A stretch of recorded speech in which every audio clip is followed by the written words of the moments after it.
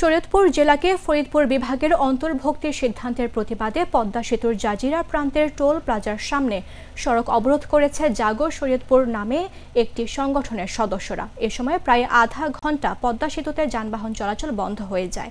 মঙ্গলবার সকাল 11টার দিকে টোল প্লাজার সামনে সড়ক অবরোধ করেন তারা। এর আগে সকালে একই স্থানে মানববন্ধন কর্মসূচি পালন করেন বিভিন্ন শ্রেণী পেশার মানুষ।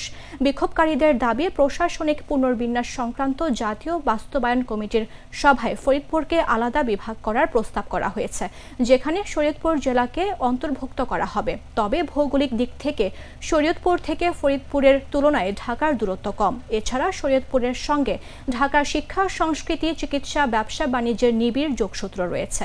পদ্মা সেতু চালুর পর থেকে সেগুলো আরও সহজতর হয়েছে। তাই শরীয়তপুরবাসী কোনোভাবেই ফরিদপুর বিভাগে যেতে চায় না। আন্দোলনকারীরা শরীয়তপুরকে ফরিদপুর বিভাগের অন্তর্ভুক্তির সিদ্ধান্ত অবিলম্বে প্রত্যাহারের দাবি জানান। অন্যথায় সামনে আরও বৃহত্তর আন্দোলনের হুঁশিয়ারি দেন তারা।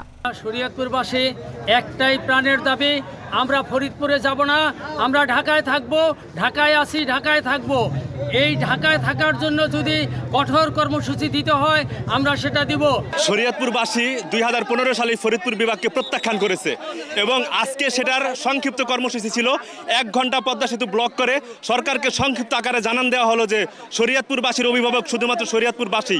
এখানে অভিভাবক অন্য কোনো আমলা, কোনো ক্যাবিনেট গ্রুপিং মিটিং কিছুই নয়। শরীয়তপুরবাসী ঢাকার সাথে থাকতে চাচ্ছে, ঢাকার সাথে থাকবে এবং এটার যদি প্রজ্ঞাপন এবং সরকারের কোনো ক্লিয়ার মেসেজ না পায়, পরবর্তীতে আমাদের পদ্মা সেতুর যে 22টি জেলা আছে, পদ্মা সেতুর দক্ষিণে সেই 22টি জেলা অচল করতে শরীয়তপুর বাধ্য হবে।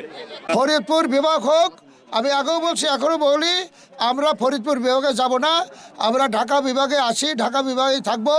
ঢাকা বিভাগে থাকার জন্য যা কিছু করতে হয় আমরা করব।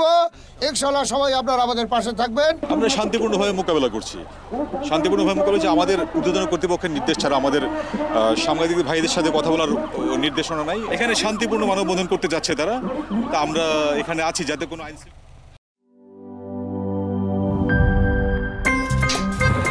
আমার একটা স্মার্ট সিদ্ধান্তে 25% গ্যাসের খরচ কমেছে। ভাবছেন কিভাবে? সাধারণ গ্যাস স্টোভ বদলে আমি এনেছি আরএফএল গ্যাস স্টোভ। এর সাইন্টিফিক নজল ও ব্রাস বার্নার ক্যাপ সমানভাবে তাপ ছড়িয়ে রান্না করে দ্রুত।